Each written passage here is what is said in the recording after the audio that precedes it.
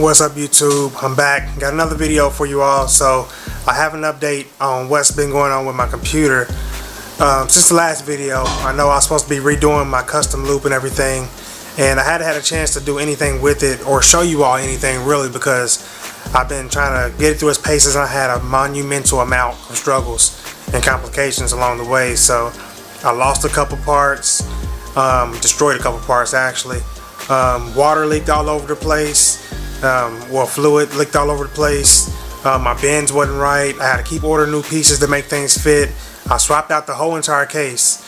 So with that said, guys, I'm ready to just go ahead and show you what I finally came up with. Let's go.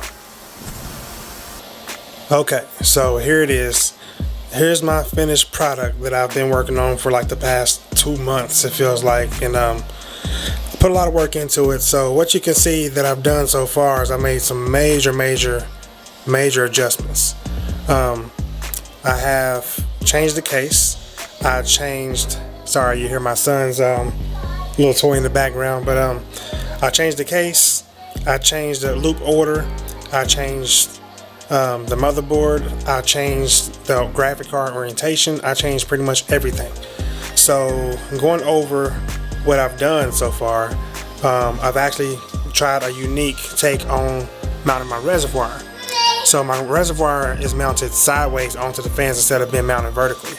I like the way it looks. It works out actually much better than I hoped it would have. All in all, it just looks great. My tube runs are a lot different also. And the thing about my tube runs is that I wanted to add that little flow meter, and I added it and it works perfectly fine, but I had so many issues with it. Like, for example, it wouldn't actually push liquid through. The pump wouldn't push liquid through because of the orientation of the pump, how it's set up and everything. So there was a bubble trapped in there somewhere, and I don't know where exactly it was, but I managed to get it out. That was a 3-day process by itself. I changed the orientation of the graphics card, and when I did, turns out that the graphics card wouldn't fit in there with the fittings I had on it. So I had to order this little piece right there to go on to it, to adapt it from a longer vertical piece to, longer horizontal piece, to flip it up to make it a vertical piece. So that right there is a change too. All in all, I had to order like a bunch of extra pieces just to get this thing operational. If you really want to know what took me so long to get this out, I had leak after leak after leak after leak of fluid. Now, I went through almost a whole bottle of the Thermaltake C100 fluid. It all leaked because one morning I woke up and I had it all over my desk. As you can see, the leak ruined this part of my desk over here.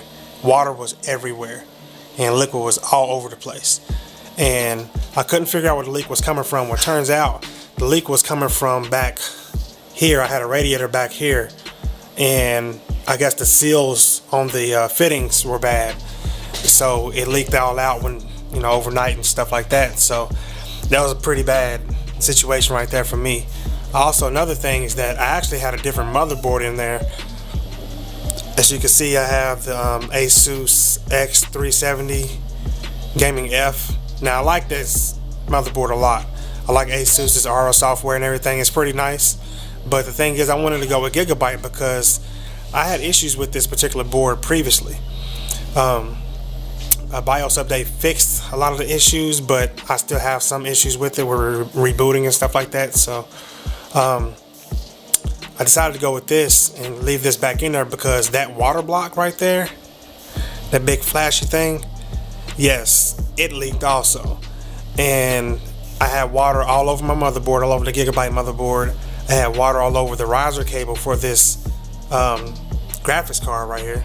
I had water all over my M.2 card, M.2 hard drive, that down there. I had liquid everywhere. So like, I didn't even know that leaked. All my tubes were completely empty of fluid. Like, there's nothing in any of the tubes at all. So like I said, I had a lot of trouble with this PC initially, and that's what took me so long to even get this video out, because I wanted to put it through its paces and make sure everything worked the correct way, the right way. And if you guys want to know specs and everything, it's a MSI GTX 1070. It's a Gaming X version.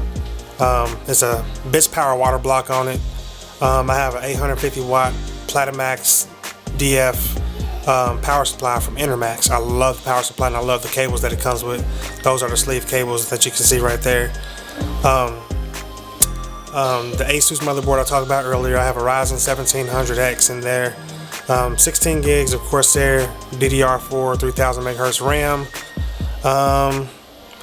That's really all the specs when it comes down to it. I got two 360mm radiators. I got one right there, and I got a slim one down at the bottom, and I got 9 Corsair LL120 fans. All my fittings are Alpha Cool fittings. My pump is Alpha Cool. That's pretty much it. That's it right there, guys. So yeah, that's a quick little update for what I got going on. If you guys are curious, the case is the Lian PC-011 Dynamic. So thank you guys for checking out everything I got going on my channel. Now that you all have seen what I made, a lot of the issues were very, very prevalent, and I'm glad I got them resolved. I've destroyed a lot of stuff, and you know, that's definitely not what I wanted to do. It wasn't my intention to mess up a lot of my components and some of my desk area, but a lot of that can be replaced, you know. I'm just glad everything's up and working now. So I'm going to go ahead and cut this short. With that said, drop me a like if you like the video. Comment down below what you like about the PC, if you had any questions or anything like that. So I'll see you guys in the next one. Joe from Petty Fixes. I'm out.